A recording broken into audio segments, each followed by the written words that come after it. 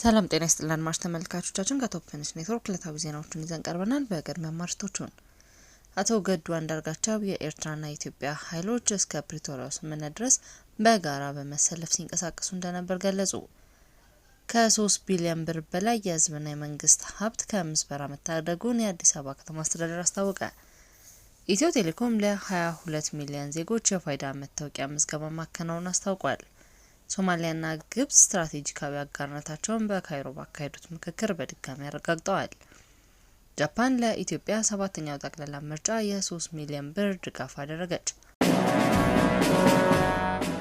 አቶ ገዱ አንዳርጋቸው የኤርትራና የኢትዮጵያ ኃይሎች እስከ ፕሪቶሪያው ስምምነት ድረስ በጋራ መሰለፍ ሲንቀሳቀሱ እንደነበር ገልጸዋል። ጠቅላይ ሚኒስትር አብይ አህመድ አስመራ በትግራይ ጦርነት ስለነበራት ሚና የሰጡትን ማብራሪያ አስተባብለዋል።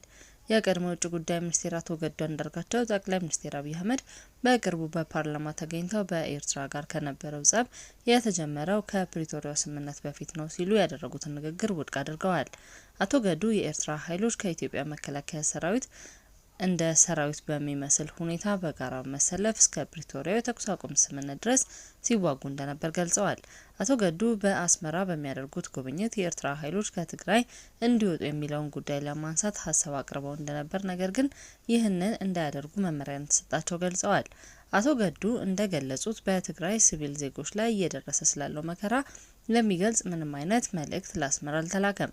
አቶ ገዱ ጥር 28 2018 ዓ.ም ጽፈው እንደላኩት በትግራይ ጦርነት ከተቀሰቀሰበት በኋላ በሲቪል ዜጎች ላይ የተፈጸሙ ወንጀሎች በተመለከተ የጠቅላይ ሚኒስትሩ ልዩ መልእክተኛ ሆኜ ወደ ኤርትራ ተልኬ እንደነበር የቀረበው ንግግር ሐሰት ነው ብለዋል። አቶ ገዱ በጦርነቱ ወቅት የነበራቸው የመንግስት የስራ ኃላፊነትን በተሳሳተ መልኩ መነገሩን ገልጸዋል። በትግራይ ጦርነት ከተጀመረበት ጊዜ አንስቶ የፕሪቶሪያው ስምምነት እስከተፈጸመበት ድረስ የኤርትራ ወታደሮች ከኢትዮጵያ መከላከያ ሰራዊት ጋር በቋሚነት ተሰልፈው የነበረ ቢሆንም አቶ ገዱ በደብዳቤያቸው ገልጸዋል። ይህ በ2013 ዓ.ም ክረምት ላይ የትግራይ ኃይሎች ወደ አማራ ክልል ዘልቀው በገቡበት ወቅት የኤርትራ ኃይሎች እስከ ደብረ ታቦር ድረስ መጥቶ መዋጋታቸውን ገልጸዋል። የ3 ቢሊዮን ብር በላይ የህዝብና የመንግስት ሀብት ከምዝበራ መታደጉን የአዲስ አበባ ከተማ አስተዳደር ገልጿል። የአዲስ አበባ ከተማ አስተዳደር ከንቲባ አዳነች አቤቤ ከተማዋን የ6 ወራት የስራ አፈጻጸም ሪፖርት ባቀረቡበት ወቅት በህግ የበላይነት የማስከበር ሂደት 1382 የፍርድ ቤት መዝገቦችን ለአስተዳደሩ እንዲወሰኑ በማድረግ ከ3 ቢሊዮን ብር በላይ የሚገመት የህዝብና የመንግስት ሀብት ከምዝበራ መቻሉን ገልጸዋል። ይህ ውጤት የተመዘገበው የአቃቤ ህግን አቅም በማሳደግና በፍትህ ስርዓቱ ላይ በተከናወኑ ጥብቅ የሪፎርም ስራዎች እንደሆነ ከንቲባው አብራርተዋል። በከተማዋ ሰላማዊ እንቅስቃሴ ለማረጋገጥና የከተማዋን ውበት ለማስጠበቅ በተከናወኑ የተቀናጀ ዘመቻ ህገወጥ የመሬት ወረራ፣ ህገወጥ ግንባታ፣ የጎዳና ላይ ንግድና ህገወጥ እርድን የመከላከል ተግባር በስፋት መከናወኑን ገልጸዋል። በዚህ የክትትል ስራ 101 ቤቶች፣ 19 ሼዶችና 178 ሄክታር መሬት ህጋዊነት ተረጋግጦ ወደ መንግስት ንብረትነት መመለሳቸው ተናግረዋል። ከንቲባው አክለውም አዋኪ ድርጊቶችና ህገወጥ የደረቅ ቆሻሻ ፍሰሻ አወጋገድ ስርዓቶችን በመቆጣጠር የከተማዋን ምቾት የመጠበቅ ተግባር ውጤታማ መሆናቸውን ጠቁመዋል። የወንጀል ምጣኔን ከመጥቀስ አኳያ ከህገወጥ የጦር መሳሪያና የገንዘብ ዝውውር እንዲሁም ከዝርፊያ ጋር የተያያዘ በርካታ እርምጃዎች ተወስደዋል ብለዋል። ኢትዮ ቴሌኮም ለ22 ሚሊዮን ዜጎች የፋይዳ መታወቂያ ምዝገባ ማከናወኑን አስታውቋል። እንደ ሀገር ለብሔራዊ ዲጂታል መታወቂያ ወይም ለፋይዳ ከተመዘገቡ 32 ሚሊዮን ዜጎች ውስጥ 22 ሚሊዮን የሚሆኑት በመመዝገብ ከፍተኛ ድርሻ መውሰዱን ኢትዮ ቴሌኮም የ2018 በጀት ዓመት የ6 ወር አፈጻጸሙን አስመልክቶ በሰጠው መግለጫ አስታውቋል። የኢትዮጵያን የዲጂታል እድገት ለማቀላጠፍ የዲጂታል መታወቂያ ወሳኝ መሆኑን የገለጸው ኩባንያው የምዝገባና ህትመት ሂደቱ በመላ ሀገሪቱ የማስፋፋት ስራን ለልዩ ትኩረት እየተሰራበት እንደሚገኝ አንስቷል። የምዝገባ ስራው ተደራሽ ለማድረግ ከ3500 በላይ የመዝገቢያ መሳሪያዎችን በመጠቀም በ12 ክልሎች፣ በ2 ከተማ አስተዳደሮች፣ በ119 ዞኖችና በ867 ወረዳዎች ከ1120 በላይ ከተሞች ላይ ተደራሽ መሆኑን ገልጸዋል። ከ3200 በላይ ሰራተኞችን በመቅጠር አስፈላጊውን ስልጠና በመስጠት ተገቢውን የአቅርቦት ስራ በማከናወንና በየጊዜው የሚገጥማቸውን ተግዳሮቶች ለመፍታት ቋሚ የሆነ የቴክኒክና የድጋፍ ሰጪ ቡድን በማቋቋም ያልተቋረጠ አገልግሎት እየሰጠ እንደሚገኝ ጠቅሷል። በዚህም እንደ ሀገር ከተመዘገቡት 32 ሚሊዮን ዜጎች ውስጥ ኢትዮ ቴሌኮም 22 ሚሊዮን ዜጎችን በመመዝገብ ያጠቃለለው ምዝገባ 69 በመቶ ማከናወኑን አስታውቋል።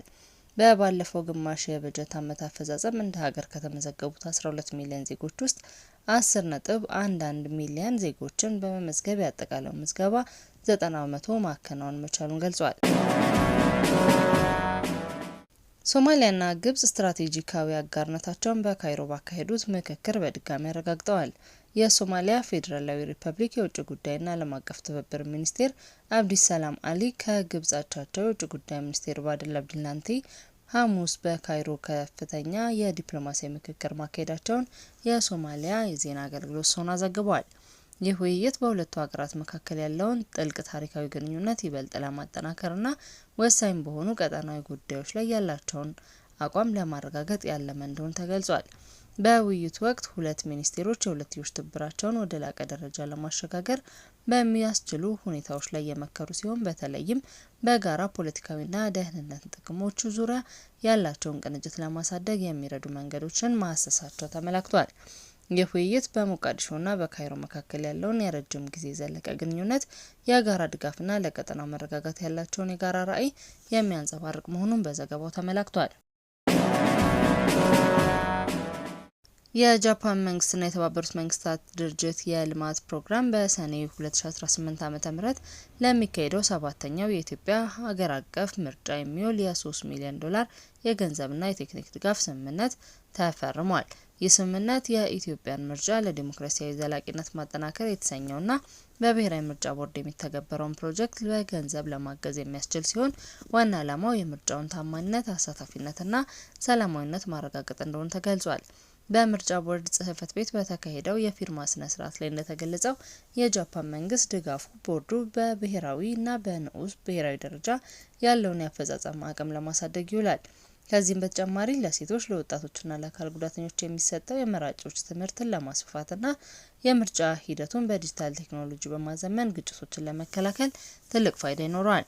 በኢትዮጵያ የጃፓን አምባሳደር ክቡር ሺባታ ሄርኖሪ በስነ ስርዓቱ ላይ ባደረጉት ንግግር ጃፓን በኢትዮጵያ ግልጽ፣ አሳታፊና ሰላማዊ ምርጫ እንዲካሄድ ፍላጎቷ መሆኑን ገልጸው መንግስታቸው ሂደቱን በቅርበት እንደሚከታተልና ድጋፉን እንደሚያስቀጥልም አረጋግጠዋል። የኢትዮጵያ ብሔራዊ ምርጫ ቦርድ በበኩሉ የተደረገለት ድጋፍ ለ7ኛው ሀገር አቀፍ ምርጫ ዝግጅት ብቻ ሳይሆን ለተቋሙ ዘላቂ ሙያዊ ብቃትና ተቋማዊ ጥንካሬ ወሳኝ መሆኑን በመጥቀስ ምስጋና አቅርበዋል።